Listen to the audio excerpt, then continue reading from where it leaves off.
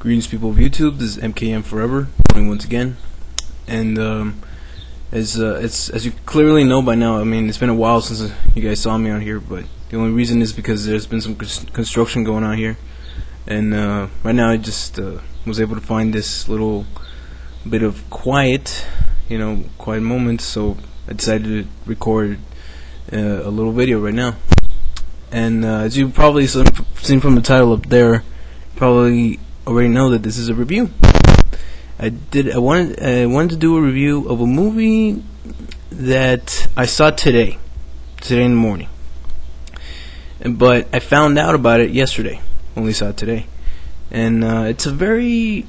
And I was just watching stuff on YouTube, stuff on makeup effects and all that stuff, and I also Googled a bunch of stuff, and I saw. And eventually that led me to this movie that you probably know by now the title. Maybe you've heard it before. If you've heard of it, well then you know all there is to know about it. You probably know more than I do. But anyway, I'm going to be reviewing a movie that's an independent film. It's directed by an unknown director, pretty much. It's a movie that came out in 2010 called Hunter Prey. It's a small independent film. It's not like a big Hollywood budget sci-fi film, but it's a sci-fi film, but it's independent.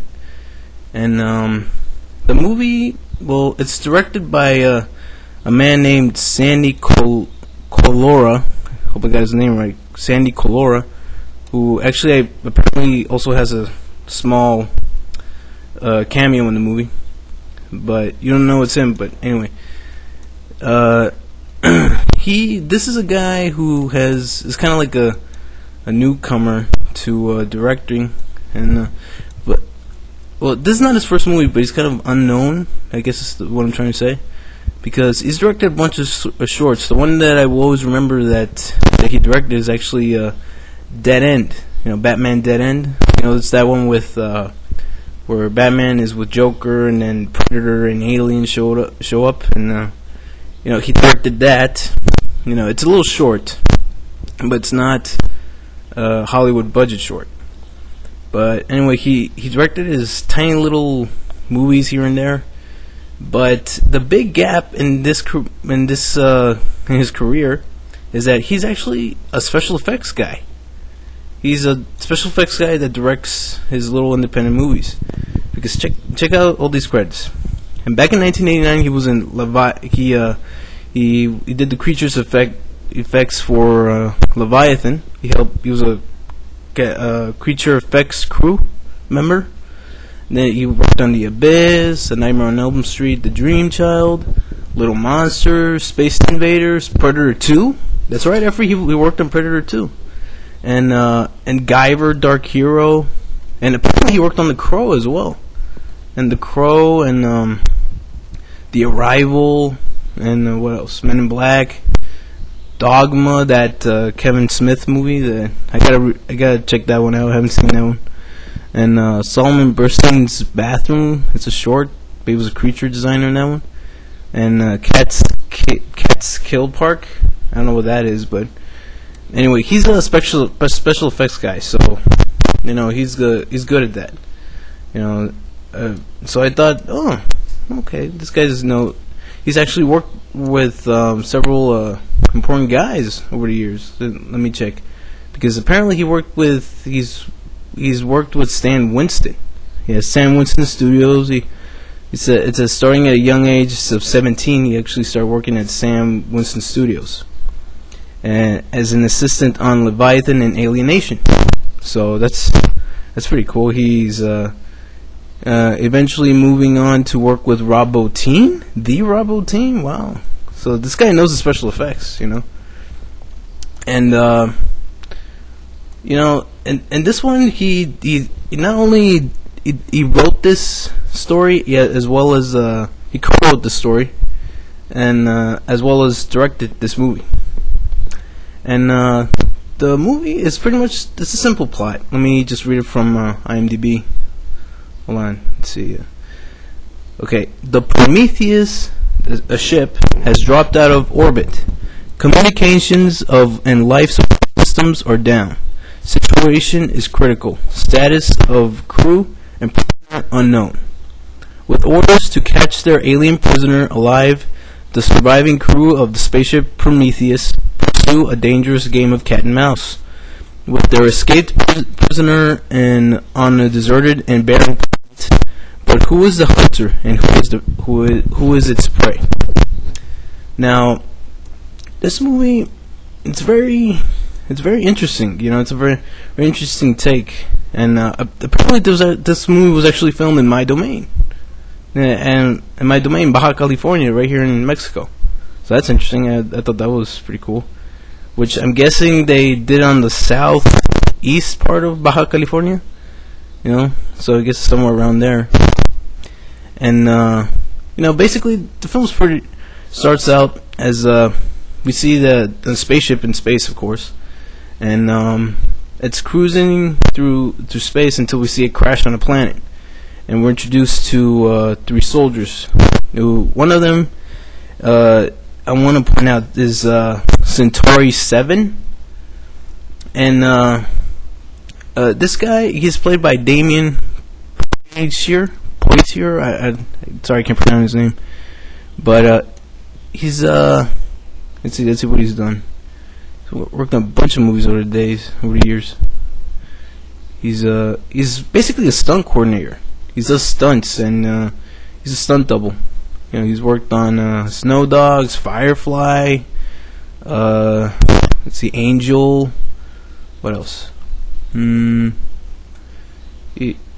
Lords of the Underworld. I don't know what that is. You know, he's worked on Alias, The Whole 10 Yards, Boomtown, Charmed. You know, he's done a lot of stuff. As an actor, he's done a few stuff as well. Hold on, let me see. He's been in Sons of Anarchy, True Blood, Adventures of the Super 7. I don't know what that is. Super Ninjas. I don't know what that is either.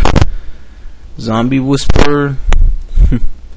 The Response, Toxic, Dollhouse, Hunter Prey, of course, and let's see what else. Street Warrior, I don't know what that is. Dreamgirls, The Hard Easy, Jarhead, he was in that one. What else? Never Die Alone, Alias, Charmed. Yeah, I mean he's worked on a bunch of stuff as an actor over the years, but he's basically just a stunt guy. But he's acted. There's a couple stuff. Oh, he was also in The Losers. I didn't know that one. And you know, he plays this character named Centauri 7, and he plays a kind of like this. He plays a lieutenant. He's a lieutenant, but we later find out that he's a lieutenant from this planet. I can't exactly remember what the name of the planet is, but I think it's Centauri. And no, something like that. I don't know. Centauri 7. This is his name.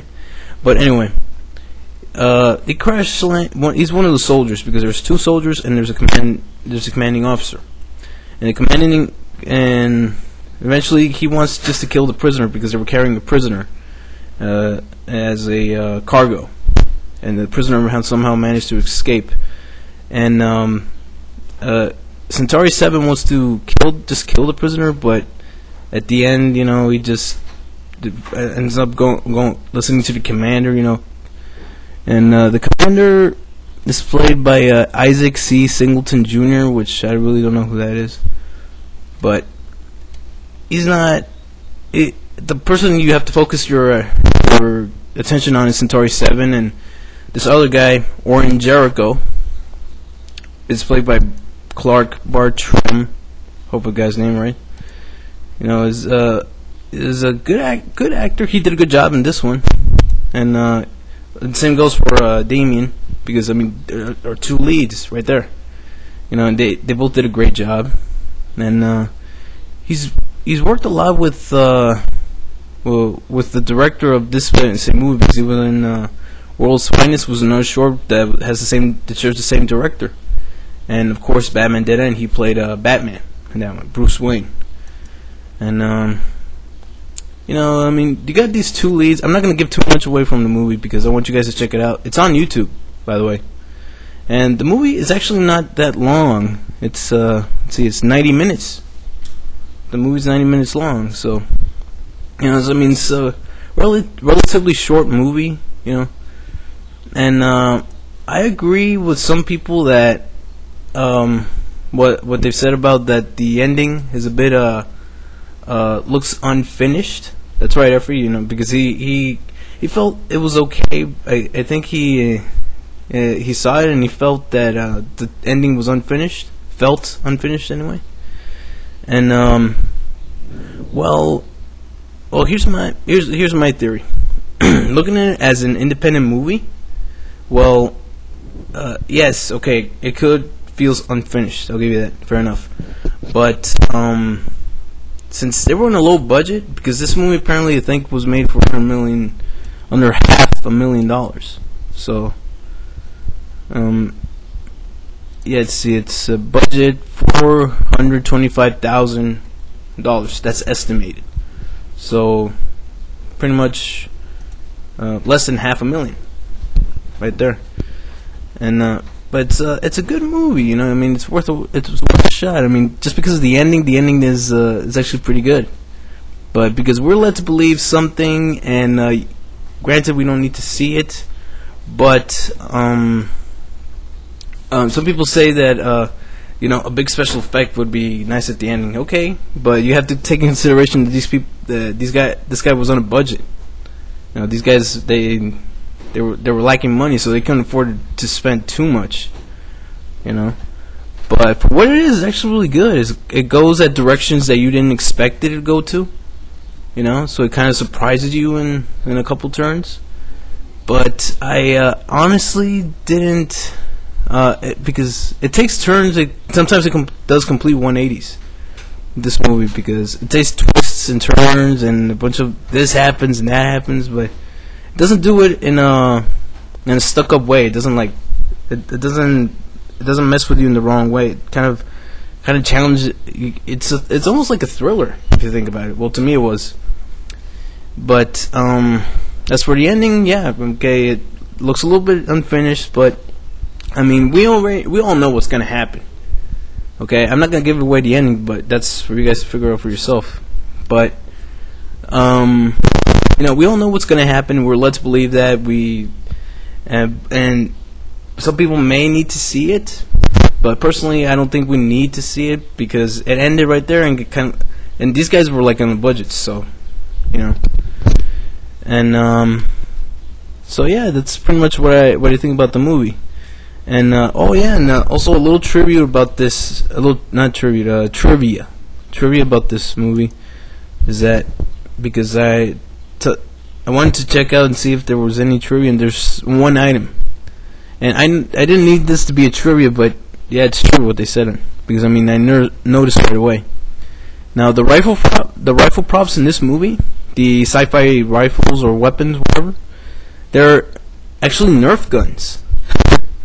They're modified Nerf guns, and it's weird because that's what I was planning to do when I make my own, you know, low budget shorts.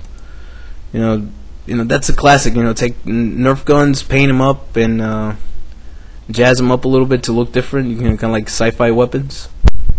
You know, that's a classic way. So you know, this movie, it's a very solid movie. You guys should. I urge you guys to check it out if you haven't seen it. You know. I mean, Hunt or Kill. I mean, it's on YouTube. You can just type it on there and it'll show up. And a hunter, just you know, type in that and look up Hunter Prey. Now, I want to keep this review because I'm almost running out of time. So I'm gonna end this review. If I had to rate the film, I would give it a solid 9 out of 10.